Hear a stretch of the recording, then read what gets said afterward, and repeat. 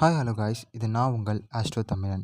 July 12, 2024 Vandenberg space base கலிஃபோர்னியாவிலேருந்து SpaceX பார்த்தீங்கன்னா Falcon 9 அப்படின்ற ஒரு ராக்கெட்டை ஸ்பேஸ்க்கு அனுப்பியிருந்தாங்க. இந்த ராக்கெட் பார்த்தீங்கன்னா ஃபஸ்ட் ஸ்டேஜ் சக்ஸஸ்ஃபுல்லாக பிரிஞ்சு செகண்ட் ஸ்டேஜில் ஒரு இன்ஜின் ஃபெயிலியர் ஏற்பட்டதுனால இந்த ராக்கெட் ஃபெயிலியர் ஆகிருக்கு. இந்த ஃபால்கன் 9 அப்படின்ற ராக்கெட் பார்த்தீங்கன்னா ஸ்பேஸ் எக்ஸோடைய ரொம்பவும் நம்பகத்தன்மையான ராக்கெட் அண்ட் ரொம்பவும் சக்ஸஸ்ஃபுல்லான ராக்கெட். இது எந்த அளவுக்கு சக்ஸஸ்ஃபுல்னா கிட்டத்தட்ட 69 லான்ச்சஸை இவங்க சக்ஸஸ்ஃபுல்லாக கம்ப்ளீட் பண்ணியிருக்காங்க. இன்னும் சொல்லணும்னா எங்களுடைய கடைசி ஃபெயிலியர் பார்த்தீங்கன்னா 2015 ஒரு ரொபோட்டிக் டிராகனை இன்டர்நேஷ்னல் ஸ்பேஸ் ஸ்டேஷனுக்கு அனுப்பும் போது அப்போ கடைசியாக இவங்களுக்கு ஒரு ஃபெயிலியர் ஏற்பட்டிருக்கு. அது வரைக்கும் இப்போ வரைக்கும் 2024 வரைக்கும் ஒரு ஃபெயிலியர் கூட இல்லாமல் 69 லான்ச்சஸை சக்ஸஸ்ஃபுல்லாக கம்ப்ளீட் பண்ணியிருக்காங்க இந்த ஃபால்கன் 9 ராக்கெட்டை. ஸோ இப்போ இந்த ஃபால்கன் 9 ராக்கெட்டை எந்த மிஷனுக்காக அனுப்பியிருக்காங்கன்னா ஸ்டார்லிங்க் குரூப் 9-3 அப்படின்ற கேட்டகரியில் இந்த ஃபால்கன் 9 ராக்கெட்டை அனுப்பியிருக்காங்க. கிட்டத்தட்ட இந்த ஃபால்கன் 9 ராக்கெட் பார்த்திங்கன்னா 20 ஸ்டார்லிங்க் சேட்டலைட்ஸை கேரி பண்ணி ஸ்பேஸ்க்கு போயிருக்கு. இன்னொரு இன்ட்ரெஸ்டிங்கான ஃபேக்ட் என்னென்னு பார்த்தீங்கன்னா இந்த ஃபால்கன் 9 ராக்கெட்டை டோட்டலாக 69 தடவை லான்ச் பண்ணியிருக்காங்க.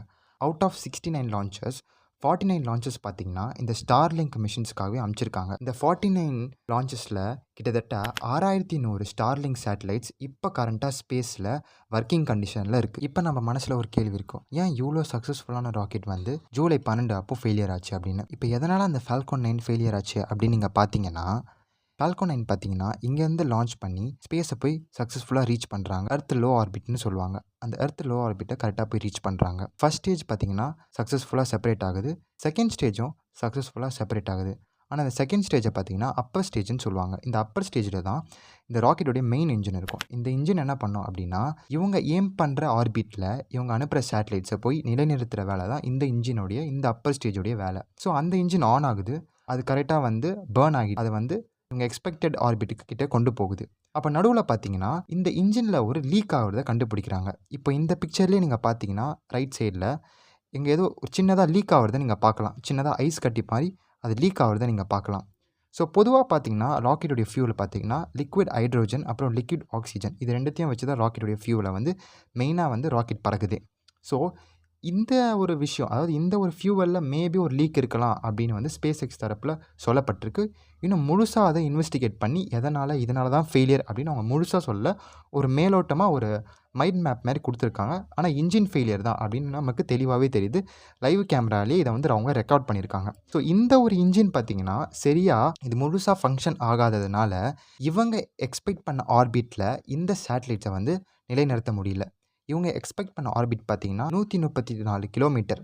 இந்த 134 கிலோமீட்டர்ன்றது 84 மைல்ஸ். அங்கே தான் இவங்களுடைய ஸ்டார்லிங்க் சேட்டலைட்ஸை இவங்க நிலைநிறுத்தணும் அப்படின்னு நினச்சிருந்தாங்க. ஸோ அந்த ஒரு உயரத்தை இவங்களால் ரீச் பண்ண முடியல. ஈவன் தோ அவங்க நினச்ச மாதிரி அவங்க எக்ஸ்பெக்ட் பண்ண ஆர்பிட்டில் சேட்டலைட்ஸை அவங்களால நிலைநிறுத்த முடியலனாலும் அந்த சேட்டலைட்ஸ்லாம் பார்த்திங்கன்னா இப்போது ராக்கெட்டை விட்டு செப்பரேட்டாக இருக்குது. ஸோ இப்போ இந்த ராக்கெட்டை விட்டு செப்பரேட் ஆனதுனால விச் மீன்ஸ் ராக்கெட்டை விட்டு டிப்ளாய் ஆகிருக்கு. இந்த 20 சேட்டலைட்ஸும் ராக்கெட்டை விட்டு டிப்ளாய் ஆனதுனால இதோட கம்யூனிகேட் பண்ணி இதோட கம்யூனிகேஷன் நம்ம பெற முடியுமா அப்படின்னு ஸ்பேஸ் எக்ஸ் ட்ரை பண்ணாங்க.